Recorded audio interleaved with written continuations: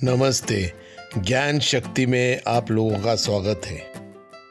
आज भारत वर्तमान में दुनिया की 5वीं सबसे बड़ी अर्थव्यवस्था है। IMF ने 2022 में एक मजबूत GDP विकास दर की भविष्यवाणी की है, जो कि विश्व औसत से 2 गुनी से अधिक है। IMF के अनुमानों के अनुसार दुनिया का सबसे बड़ा लोकतंत्र ब्रिटेन को पीछे छोड़कर दुनिया की 5वीं सबसे बड़ी अर्थव्यवस्था बन गया है भारत। और अब यह केवल अमेरिका, चीन, जापान और जर्मनी से पीछे है। एक दशक पहले भारत बड़ी अर्थव्यवस्था में 11वें स्थान पर थे, जबकि ब्रिटेन 5वें स्थान पे। भारत 2029 तक दुनिया की तीसरी सबसे बड़ी अर्थव्यवस्था बनने के लिए तैयार है। जैसे कि मैंने कहा था, अमेरिका, चीन, जापान और जर्मनी से अब भारत पीछे है, लेकिन अब जापान और जर्मनी से आगे कैसे जाना है उसकी तैयारी कर रहा है भारत। भारतीय आर्थिक मोर्चे में उम्मीद की किरण ऐसे समय में आई है जब दुनिया के कई हिस्सों में महंगाई के कारण भी मंदी का दौर चल रहा है।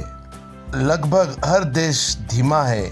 उस संदर्भ में भारत बेहतर कर रहा है और इस क्षेत्र के अन्य देशों की तुलना में एक उज्जवल स्थान पर है।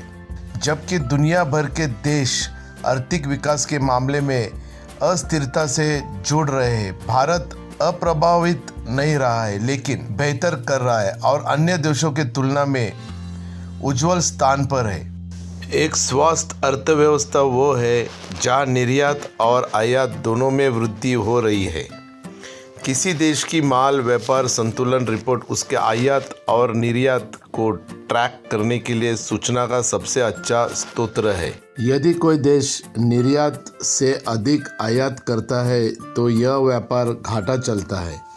यदि यही निर्यात से कम आयात करता है तो यह व्यापार अधिशेष बनता है। जब किसी देश का व्यापार घाटा होता है तो उसे अतिरिक्त आयात के भुगतान के लिए दूसरे देशों से उधार लेना पड़ता है।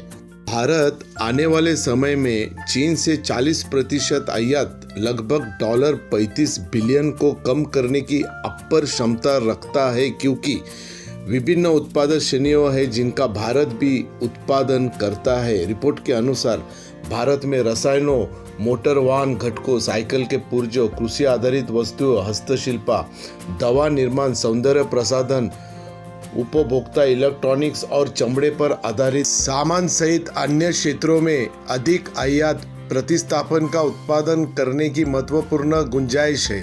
रिपोर्ट में कहा गया है कि इन क्षेत्रों में उत्पादन बढ़ाने से न केवल चीन से आयात कम होगा, बल्कि ऐसी उत्पाद श्रेणियों में भारत के निर्यात को भी बढ़ावा मिलेगा। शिक्षण अब एक ब्लैकबोर्ड के सामने एक वाक्यता से अधिक है और प्रौद्योगिकी इसके विकास का एक अभिन्न अंग रही है। इससे शिक्षा और उस तरीके को बदल दिया है जिससे लोग जानकारी सीखते हैं और बनाए रखते हैं। इसलिए शिक्षा के भविष्य में इसकी भूमिका आज की अर्थव्यवस्था के विकास और प्रगति को बनाए रखने में एक मौलिक हिस्सा है।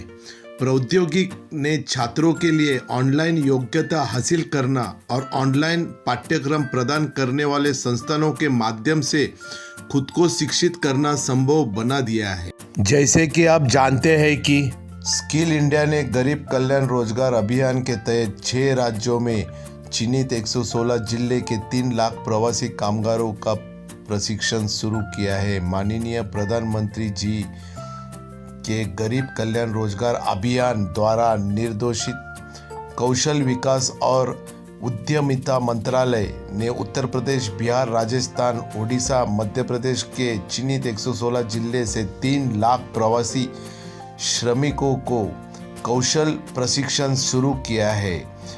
MSDE संबंधित जिला कलेक्टरों, जिला अधिकारियों के सहयोग से इन जिलों में 125 दिन के भीतर कौशल प्रशिक्षण कार्यक्रम चल रहा है। मेजबान देशों में प्रवासी आर्थिक विकास, युवा समूह, व्यापार, निवेश और उद्यमिता लाते हैं, क्योंकि प्रवासी आर्थिक क्षेत्रों में केंद्रीय होते हैं जो अधिक नवीन होते हैं और स्थानीय आबादी की तुलना में अधिक कंपनियां बनाते हैं। जय हिंद साथियों, मेरा चैनल पूरा देखने के लिए धन्यवाद। अगर आपको मेरा चैनल पसंद आया हो तो सब्सक्राइब कीजिए, लाइक कीजिए और हो सके तो कमेंट भी कीजिए।